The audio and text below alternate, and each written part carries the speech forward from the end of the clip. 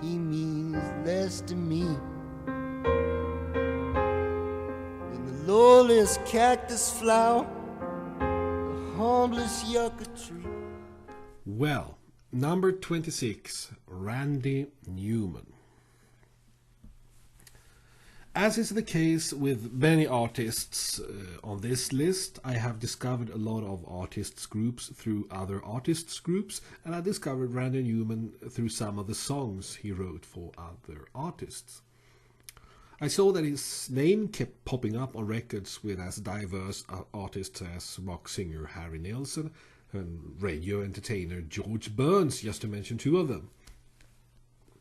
When old episodes of Saturday Night Live from the 1970s were broadcast on Swedish television in the early 1990s, I had the opportunity to see and hear Randy Newman since he performed there.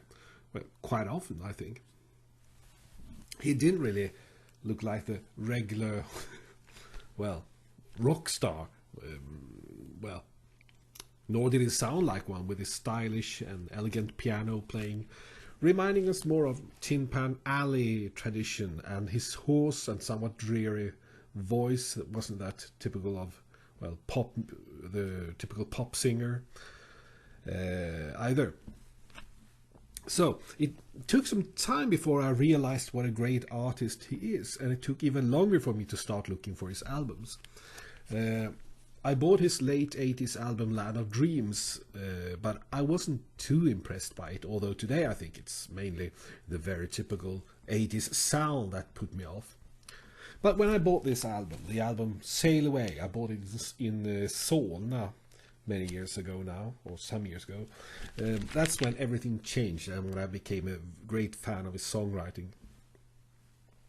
The very typical concept is that Randy Newman never, or at least very rarely, write autobiographically, and he always adapts a role or alter ego, if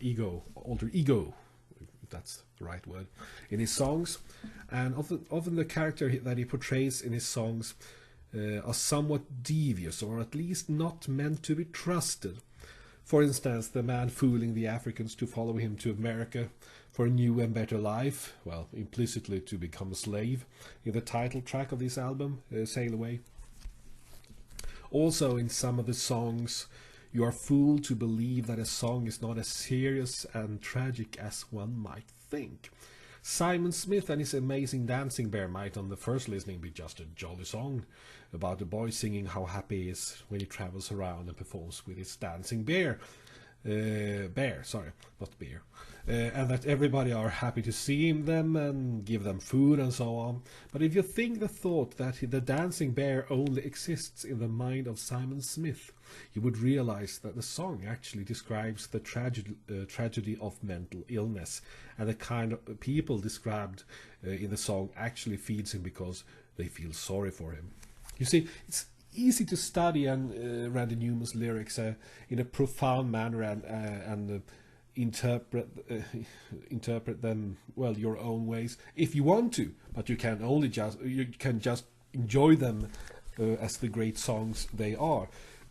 One does have to bear in mind that Randy Newman almost always blend in some irony and sarcasm in his lyrics. That is why it's not a good idea to interpret a song like Short People literally. He has been rather busy with film scores the last decades, and some might think that he has lost a bit of his former edge, but he proved that he still could write edgy lyrics when he released the album Harps and Angels back in 2008.